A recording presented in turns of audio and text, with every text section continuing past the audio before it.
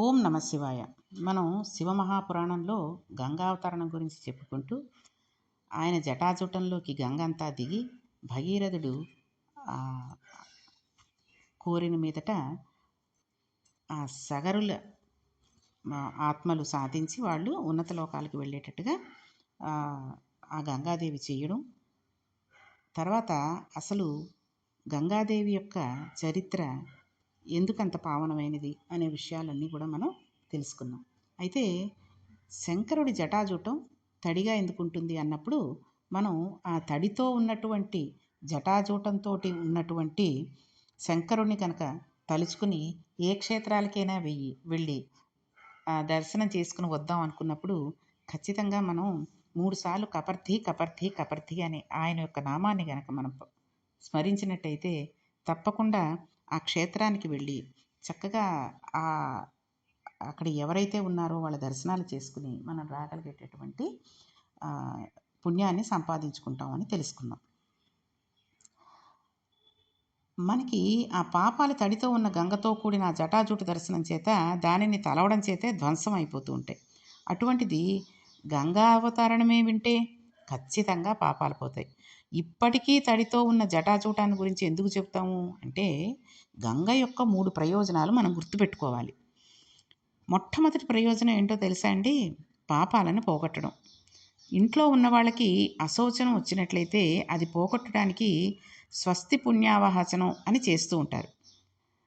ఇది ఒక కలశంలోకి నీటిలోకి శక్తిని ఆవాహనం చేసి మామిడి కొమ్మలతో ఆ నీటిని ఇల్లంతా చల్లుతారు. ఇది అందరికీ తెలిసిన విషయమే కదండి. ఏదైనా అశౌచం వచ్చింది, ఎవరైనా కాలం చేసిన ఉండొచ్చు, లేకపోతే ఇంట్లో ఎవరైనా రజస్వలైన వాళ్ళు ఉండొచ్చు, లేదా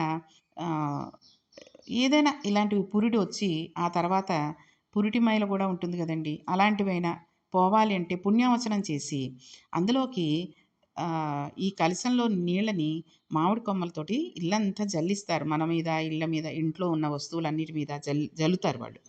అలా చల్లడం వలన ఆ ఇంటిలో ఉన్నటువంటి వాయు సంబంధమైన అశౌచ దోషం ఎగిరిపోతుంది. గంగకి ఆ శక్తి ఉంది. మనం గంగనే తేకపోయినా అక్కడ ఒక కలసపాత్రలో నీళ్లు పోసి గంగేచి యమునే చైవ గోదావరి సరస్వతి నర్మదే సింధు కావేర్యో జలేస్మిన్ సన్నిధం కురు అని చెప్పి కలసపాత్రలోకి ప్రవేశించమని అనినట్లయితే గంగాదేవి ఆ కలసపాత్రలోకి ప్రవేశిస్తుంది. ఎందుకంటే మనం చూడండి, స్నానం చేసేటప్పుడు, తల స్నానం చేసేటప్పుడు కార్తీక మాసం అంతా అలాగే అనుకుంటాం కదండి, గంగే యమునే చైవ. అలాగే కొన్ని వారాల్లో తల రుద్దుకోకుండా కొన్ని తిథుల్లోనూ ఉత్తి తలస్నానం చెయ్యాలి అంటూ ఉంటారు. అయితే పుణ్యస్త్రీలు అలా ఎక్కువగా తల తడుపుకోకూడదు, కానీ అవసరమైనప్పుడు అలా చెయ్యాల్సి వచ్చినప్పుడు మనం ఈ రకంగా గంగే యమునే చైవ గోదావరి సరస్వతి నర్మదే సింధు కావేర్యో జలేస్మిన్ సన్నిధం కురు అని అనుకున్నట్టయితే గంగాదేవి మన తల మీద స్నానం చేయడానికి ఆవిడ నీళ్లు తీసుకొచ్చి పోసినట్టుగానే అవుతుంది, గంగలో స్నానం చేసినట్టే అవుతుంది. ఈ కలశ పాత్రలోకి కూడా ఆవిడ ప్రవేశిస్తుంది మనం ఆ రకంగా చెప్పుకుంటే. అయితే మనం ఇక్కడ ఈ విషయం వచ్చింది కాబట్టి ఒక చిన్న విషయం చెప్పుకుందాం. మనం పూజ చేసేటప్పుడు చిన్న దోషం చేస్తూ ఉంటాం, చాలామంది చేసేటటువంటి దోషమే. సాధారణంగా ఏం చేస్తామండి, ఇంట్లో కలశ పాత్రకు ఆచమన పాత్రకు ఒకటే దానిని వాడుతూ ఉంటాం. అంటే అర్థమైందా మీకు? ఆచమనం చేయడం అంటే మనం పూజ మొదలెట్టినప్పుడు 3 సార్లు కేశవాయ స్వహ నారాయణ స్వహ అని 3 సార్లు ఆచమనం చేస్తాం. ఈ ఆచమనం చేసిన తర్వాత ఆ నీళ్ళు ఏమవుతాయండి? ఎంగిలి నీళ్ళు అవుతాయి. మనం తాగేసిన నీళ్ళు ఇంకా అక్కడ ఉన్నాయి. అయితే పూజ అంతా అయిపోతుంది, మహానైవేద్యం పెడుతూ ఉంటాం. అప్పుడు ఏం చేస్తామండి, మళ్ళీ ఈ పాత్రలో నీళ్ళే తీసుకెళ్ళి ఆ నైవేద్యానికి వాడేస్తూ ఉంటాం. అది ఎంత తప్పు అంటే పరమేశ్వరుడికి మనం ఎంగిలి చేసిన నీళ్లతోటి మళ్ళీ నైవేద్యం పెట్టేస్తున్నటువంటి పాపాన్ని మనం పుచ్చుకుంటున్నాం. ప్రతిరోజు మహానైవేద్యం పెట్టకపోయినా కనీసం పటిక బెల్లము, ఖర్జూరాలు, ఒక అరటిపండు ఏది పెట్టినా సరే కలస పాత్ర వేరుగా ఉండాలి, ఆచమన పాత్ర వేరుగా ఉండాలి. కలస పాత్రలో నీళ్లు ముట్టుకోకుండా ఉంటాం కాబట్టి దాంట్లో ఒక వేరే స్పూను, ఇందులోకి వేరే ఉద్ధరణి కదండి. దేనికి దానికి ఉద్ధరణలు 2 విడిగా ఉంచుకొని ఈ నీళ్లు పక్కకు పెట్టుకుని, ఆచమనం చేసిన నీళ్లు అయిపోయిన తర్వాత పూజ అంతా అయిపోయాక నైవేద్యం పెట్టేటప్పుడు ఆ నీళ్లు పక్కకు పెట్టేసి, మనం గనక నైవేద్యం పెడితే అది అసలైన పూజ. ఏ నీళ్ళైతేనేమిటండి, అన్నీ నీళ్ళే కదా అని తార్కికంగా మాట్లాడితే అది బావుండదు. అసహ్యంగా ఉంటుంది. మన భక్తి ఆవిష్కరణకి కలశ పాత్ర వేరుగా ఉండాలి. అందుకే పూజలో 2 పాత్రలుండాలి. అభిషేకం చేయకపోతే కలశం అక్కర్లేదు. ఒక్క ఆచమన పాత్ర చాలు. కాబట్టి పాపాలని, దోషాలని గంగ పోగొడుతుంది. కలశంలో నీళ్లు తీసుకుని దేవం ఆత్మానం పూజా ద్రవ్యాన్ని చ సంప్రోక్ష అని నీళ్లు చల్లుతాం. అంటే వేటి మీద? మనం పూజ చేసేటటువంటి అన్ని వస్తువుల మీద నీళ్లు చల్లుతాం. భగవంతుని మీద కూడా నీళ్లు చల్లుతాం. అంటే ఆయన దోషం ఉన్నవాడని కాదు. మనం చేసే పనుల వలన వాయు సంబంధమైన దోషం ఆ మూర్తిని తాకి ఉండవచ్చు. దానిని తీసివేయడానికి జలమే ఆధారం, గంగే ఆధారం. కాబట్టి గంగ మొదటి ప్రయోజనం పాపాన్ని పోగొట్టుకోవడం. అది గంగ వల్లనే జరుగుతుంది. కాబట్టి మొట్టమొదటి పూజలో మనం ఏం చేస్తామండి? పూజా ద్రవ్యాలన్నిటినీ కూడా సంప్రోక్షణ చేస్తున్నట్టుగా మన మీద చల్లుకుని పూజా ద్రవ్యాలు అక్కడ ఏవైతే ఉన్నాయో అన్నిటి మీద జల్లి భగవంతుడి మీద కూడా జల్లుతాం. అలా జల్లినందువల్ల అన్నీ కూడా సంప్రోక్షమైపోతాయి. అంటే గంగ ముట్టుకుంటే, గంగ నీటి చుక్క పడితే అంత పవిత్రమైపోతుందనమాట. అందుకే చూడండి, ఇంట్లో ఆడవాళ్ళకి అశౌచం వచ్చింది ఆ 3 రోజులు ఉన్నప్పుడు కూడా స్నానం అయిపోయిన తర్వాత కూడా, అంటే ఈ రోజుల్లో ఈ ఆఫీస్ పనులు వీటి వల్ల కూడా చాలామంది ఏ తలస్నానమో చేసి ఇళ్లలోకి వచ్చేస్తున్నారు. తప్పనిసరి పరిస్థితులు అయిపోతున్నాయి. వేరే వండి పెట్టేవాళ్ళు లేరు అని. కాబట్టి ఆ దేవుడి గదిలోకి, బెడ్‌రూమ్‌లోకి వెళ్ళకుండా చాలామంది మెయింటైన్ చేసుకుంటున్నారనుకోండి. అటువంటి వాళ్ళకి కూడా ఐదో రోజు మారునీళ్ళు అయిపోయిన తర్వాత ఇలా గంగాజలం జల్లుకున్నా, లేదా ఒక పాత్రలోకి గంగేసి యమునే చైవ గోదావరి సరస్వతి నర్మదే సింధు కావేరియో జలేస్మిన్ సన్నిధం కురు అనుకుని, ఆ నీళ్ళనైనా ఇంట్లో అంతా చల్లుకుంటే వాళ్ళ మీద ముందు చల్లుకుని చక్కగా సంప్రోక్షం అయిపోతుంది. కాబట్టి మళ్ళీ నెల దాకా మనకి ఎటువంటి ఇబ్బంది ఉండదు. ఎందుకని అలా చేయాలి? ఈ మధ్యలో వరలక్ష్మి వ్రతం వచ్చింది. లేదా ఒక నాగుల చవితి వచ్చింది. లేదా దసరా పండగలు అమ్మవారిని కూర్చోబెట్టి పూజ చేసుకునే అదృష్టం వచ్చింది. ఇటువంటివన్నీ కూడా ఈ అశౌచం వల్ల పాడవకుండా భగవంతుడిని మనం చక్కగా పూజ చేసుకునే అవకాశం ఇవ్వడం కోసం మనం సంప్రోక్షణ చేసుకుంటూ ఉండాలి. కాబట్టి గంగాదేవి యొక్క మొదటి ప్రయోజనం పాపాన్ని పోగొట్టడం. ఇది ఒక్క గంగ వల్లనే జరుగుతుంది. పంటలు పండడం అనేది రెండవ ప్రయోజనం. గంగాదేవి యొక్క రెండవ ప్రయోజనం పంటలు పండడం. నీరు లేకపోతే మనం ఎన్ని విత్తనాలు వేసినా, పొలాన్ని దున్నినా పంట పండదు. పంట పండాలి అంటే గంగ ఉండాలి. గంగే పంట. ఆధ్యాత్మిక జీవనంలో పండడం అంటే బాగా జ్ఞానాన్ని పొందడం. జ్ఞానాన్ని పొందడానికి భక్తితో కూడిన కర్మ ఆధారం. మనం పరమభక్తితో కర్మాచరణం చేస్తుండగా ఎప్పుడో ఈశ్వరానుగ్రహంగా జ్ఞానం కలుగుతుంది. ఈ జ్ఞానం వలన మోక్షం కలుగుతుంది. కాబట్టి ఇప్పుడు పండడానికి గంగ ఆధారం. మనం అడిగినా అడగకపోయినా గంగ ప్రవహిస్తూనే ఉంటుంది. గంగ ఎలా ప్రవహిస్తుందో అలా తాను పొందిన జ్ఞానాన్ని కొద్దిపాటిదే అయినప్పటికీ దానిని 10 మందితో పంచుకోవాలి అని శాస్త్రం చెప్తుంది. మనకి జ్ఞానం ఉంది కదా, మిగిలిన వాళ్ళకి చెప్పేస్తే వాళ్ళు మనంతటి వాళ్ళు అయిపోతారు, అలాంటప్పుడు నా గొప్పతనం ఏముంటుంది అని అనుకోకూడదు. మనకున్న జ్ఞానాన్ని 10 మందితో పంచుకోవాలి. 10 మందికి తెలియచెప్పాలి. తన విజయందు తనకి స్వార్థం కానీ మోహం కానీ ఉండకూడదు. తనకి ఎంత తెలుసో అంతా చెప్పేయాలి. ఒక మేఘానికి పరిశీలిస్తే అది పూర్తిగా వర్షించి తేలిక పడిపోయి తూదిపించేలాగా వెళ్ళిపోతూ ఉంటుంది. అలాగే తనకు తెలిసినది మోహం లేకుండా అందరికీ చెప్పాలి. ప్రతిఫలాక్ష ఉండకూడదు. సరస్వతి అని విద్యాదేవతని మనం పిలుస్తూ ఉంటాం. సరస్వతి తెలుపు, శంకరుడు తెలుపు, జ్ఞానం తెలుపు.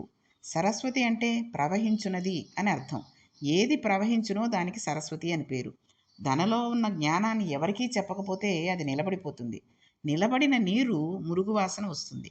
సరస్వతి కూడా నిలబడదు, ప్రవహిస్తూ ఉండాలి. అందుకనే లోకంలో విద్యాధనం ఎంత ఖర్చు పెడితే అంత పెరుగుతుంది. కాబట్టి మోహం లేకుండా అడిగిందే తడువుగా శ్రద్ధగా వినేవాళ్ళకి చెప్పాలి. ఇందులో శ్రద్ధ చాలా ముఖ్యం.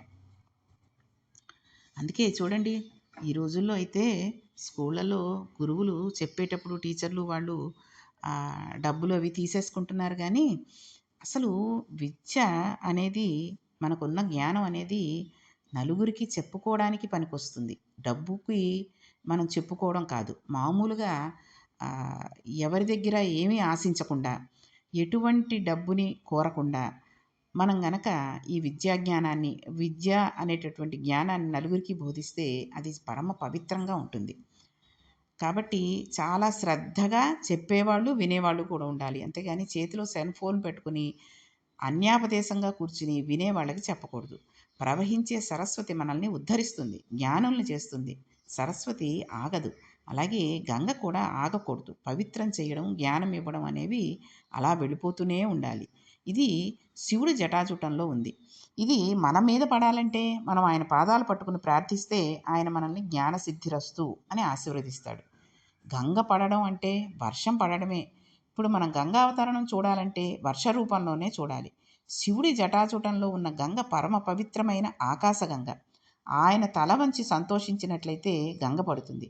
పరమేశ్వరుని అనుగ్రహంగా మారుతుంది. అనుగ్రహం జ్ఞానంగా మారుతుంది. జ్ఞానం వలన కైవల్యం పెడతారు. కాబట్టి శంకరుడు గంగను దాల్చడం అంటే కేవలం కుండలో నీళ్లు పెట్టుకుని కూర్చుంటాడు అని అనుకోకూడదు. అది జ్ఞానగంగగా మారింది అని మనం తెలుసుకోవాలి. ఈ జ్ఞానగంగ యందే మనం తడిసిపోవాల్సి ఉంటుంది. అయితే గంగాదేవి 3 ప్రయోజనాలు, ఈ 2 బాహ్య ప్రయోజనాలు. ఏవి? పాపాలను పోగొట్టడం, తర్వాత పంటలు పండించడం. కాబట్టి శంకరుని ప్రతి చర్యకి ఒక లీల ఉంటుంది కదండి! దానికి బాహ్య ప్రయోజనం ఉంటుంది. ఈ లీలలో ఉండే అంతర ప్రయోజనం కూడా తెలుసుకోవడం మనం ధ్యానాన్ని పరిపుష్టం చేస్తుంది. మన యొక్క ధ్యానాన్ని పరిపుష్టం చేస్తుంది. ఈ ధ్యానంలో మనకి ఉన్నతి కలుగుతుంది. ఈ ధ్యానమునందు 3గా మొదలుపెట్టినవి ఒకటైపోతూ ఉంటాయి. నేను పూజకు కూర్చున్నాను. నేను శివుడి పూజ చేస్తున్నాను. శివుడి పూజ చేయబడుతున్నాడు. నేను ధ్యానం చేసేవాడిని. ధ్యానం చేయబడేవాడు శివుడు. కాబట్టి ధ్యానము, శివుడు, ధ్యానము ఇలా 3తో మొదలుపెట్టారు. అపారమైన ఆనందంలో అన్నీ మర్చిపోయినప్పుడు మనం ఏది చేస్తున్నామో దాంట్లో మన మనస్సు లయమైపోతుంది. పైకి మన శరీరం ఉంది, కానీ లోపల చూస్తున్న మూర్తిలోకి మనం ప్రవేశించేసాం. కాబట్టి ఇప్పుడు ఒక్కటే ఉంటుంది. మనం ఏ వస్తువును చూస్తున్నామో ఆ వస్తువే ఉంది. శంకరుడు గంగను పట్టడంలో గొప్ప కారుణ్యం, దయ ఉన్నాయి. భగీరథుడు అడగకుండానే గంగను పడతానన్నాడు. ఆయన కారుణ్యం అక్కడ మొదలైంది. కాబట్టి ఇది అంతర ప్రయోజనం. అంటే ఆయన యొక్క కారుణ్యం ఎంత ఉంది అన్నది తెలుసుకుని మనం గనక ఆయనని ప్రార్థిస్తే ఎంత ఉంది అన్నది తెలుసుకోవడానికి ఇదేమైనా చిన్నదండి? మన వల్ల అవుతుందా ఎంత కారుణ్యం ఉంది భగవంతుడికి అని తెలుసుకోవడానికి? కాబట్టి ఆయన కారుణ్యాన్ని పొందడం అంతర్ప్రయోజనంగా మనం గంగాదేవి యొక్క ప్రయోజనాలలో 3వ దానిగా తెలుసుకుంటున్నాం.